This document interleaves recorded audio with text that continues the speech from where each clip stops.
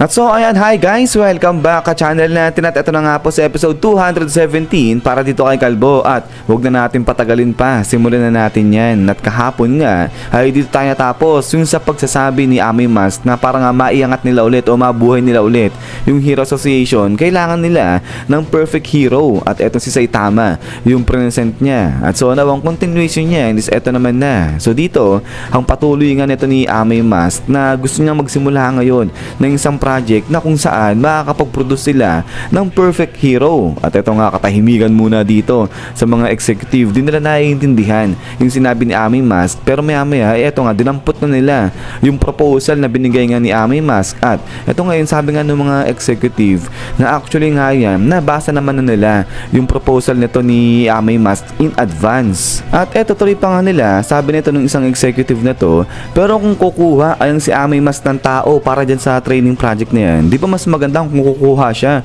yung mas malakas o di naman kaya yung parang mas may dating ba na hero. Pero ito nga sabi ng isang executive dito, pero ganun pa man rin, yung nakuha raw na points neto ni Saitama pagdating sa endurance test, perfect score daw so medyo malupit-lupit din itong si Saitama. Pero ganun pa man din sabi nga nito ng isang executive dito, kaso nga lang yung na-accomplish niya recently ay yung nakatalo daw si Saitama na isang wolf level lang na halimaw, tapos sa tulong pa yun ng iba. So yun nga, yung sa rig match ni Devil Yankee. At yun ay pagkatapos nga niyan, eto nga ngayon, tahimik-tahimik lang. Yung sila second nga, ito hindi ko kilala. Itong isang executive na to. At ito ngayon, ay napatawa dyan ng bagya. Ito si Ami Mask. Sabay biglang salita na. Ito si Ami Mask. Ayun nga, tumirik pa rito. Itong mga mata ni Ami Mask. So parang medyo nainis ng konti siguro dyan. Ito si Ami Mask. At ang sabi niya nga rito, na ayan ang problema sa mga executive na to. Wala raw silang kaalam-alam. Hindi nga raw nila napansin na meron na silang malaking problema hanggang sensa dumating na. So kaya sila nagkakandoloko-loko ng ganyan. So ganyan daw kahina yung mga executive na yan. Sabi niya ganyan. So parang nayamot dito ito si Ami Mask. At ito ngayon, tuloy niya nga dyan na habang tatahi-tahimik lang, uupo-upo lang, ito mga executive wala silang ginagawa, ay ito si Ami Mask daw expand niya, pinalaki niya yung kanyang connection sa lahat ng area, sa politics, sa government, sa business, name it, sabi niya ganyan. At ito nga ngayon, sabi ni Ami Mask na eto na yung oras para gamitin niya yung mga connections niya na yun. So kaya nga eto, tindig ulit ito si Ami Mask. Sabi niya nga rito sa mga executive na yung future saka yung pagbango ng Hero Association nakadepende yan sa project na gagawin nito ni Ami Mask kung magtatagumpay ba yan o magiging successful. So kaya naman ang gusto raw mangyari nito ni Ami Mask, lahat sila dito yung mga executive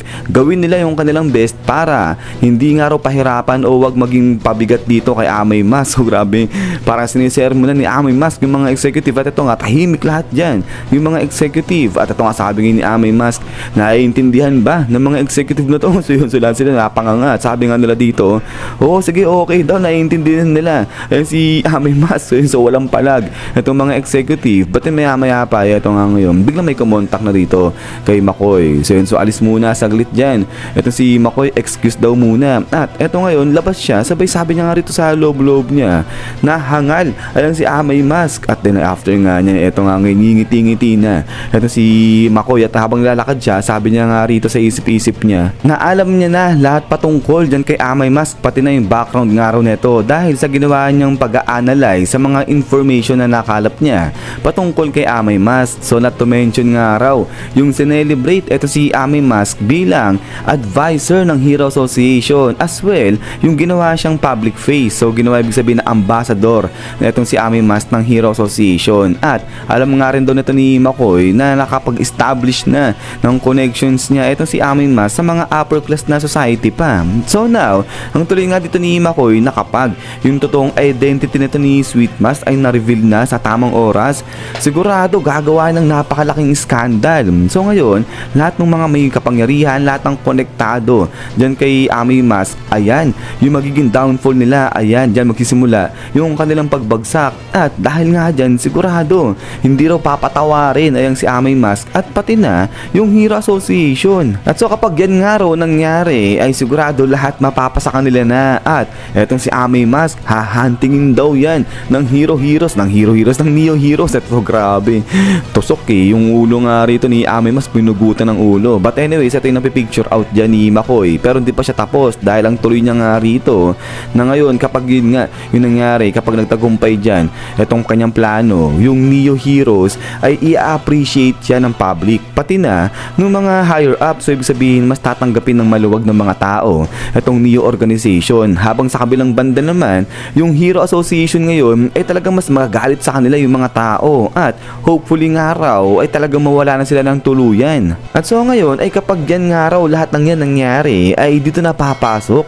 etong si McCoy at ang gagawin niya, dadalhin niya lahat ng data, lahat ng info na meron niyang Hero Association at ibibigay niya yan sa Neo organization bilang isang regalo. So ito talaga napakasama nito ni McCoy at ang tuloy niya nga dyan, sigurado kapag yan yung ginawa niya, tatanggapin siya talaga ng napakaluwag ng Neo organization at hindi lang yun, ititreat pa siya bilang isang executive. So ibig sabihin inisip ni McCoy, gagawin siyang executive doon sa may Neo organization. At doon ay pagkatapos nga niya nito nga, biglang may kinuwantak na may tumawag na dito kay McCoy at ayun, kinakamusta itong kanyang hero gambling kasi ang balita nga raw, talagang nagbo-boom daw ang lupit ng hero gambling na ginagawa na to ni McCoy. So ito tawa-tawa, itong si McCoy sabi niya nga dyan, hello Mr. Human. So si Mr. Human yung kausap na to ni McCoy at ang sabi nga ni McCoy rito na oo talagang nagbo-boom yung kanyang hero gambling at salamat daw yan sa mga advice saka nga sa turo sa kanya ni Mr. Human. At ito nga ngayon, ngingiti-ngiti na.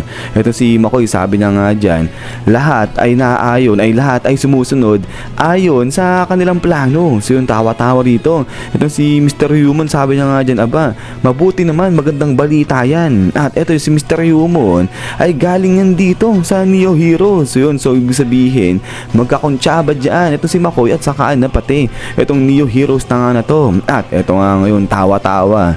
Itong si Human, sabi niya nga dyan, na naglo-look forward siya sa mga customer neto ni McCoy dyan sa kanyang hero gambling na lilipat yan sa Neo organization. At ngayon nga raw talaga mas nagiging wild na, mas parang nag-e-expand pa yung kanilang hero gambling kasi ngayon hindi lang sila sa hero pwedeng tumaya, pati sa mga halimaw pwede na rin silang magpusta, pwede silang tumaya kasi nga raw diba lately talagang labas ng labas yung mga halimaw. At di lang yun, di lang basta mga may hinang halimaw yung lumalabas, palakas pa ng palakas yung mga lumalabas na mga halimaw nga dyan. So kaya nga ito tawa ng tawa dyan, tuwan-tuwa itong Ryumo na nga to kasi mas lumalaki yung nagagawa nila sa kanilang gambling. At ito nga ngayon, biglang sabi ngayon dito ni Ryumo, maganda to, magiging hot competition ito mangyayari sa pagitan nga ng Hero Association at saka nga ng Neo organization. At ayun nga, yung mga heroes na galing naman dyan sa Neo organization talagang abang na rin, so parang mga naglilisik yung mga mata ng mga to. So not sure kung ganong kalakas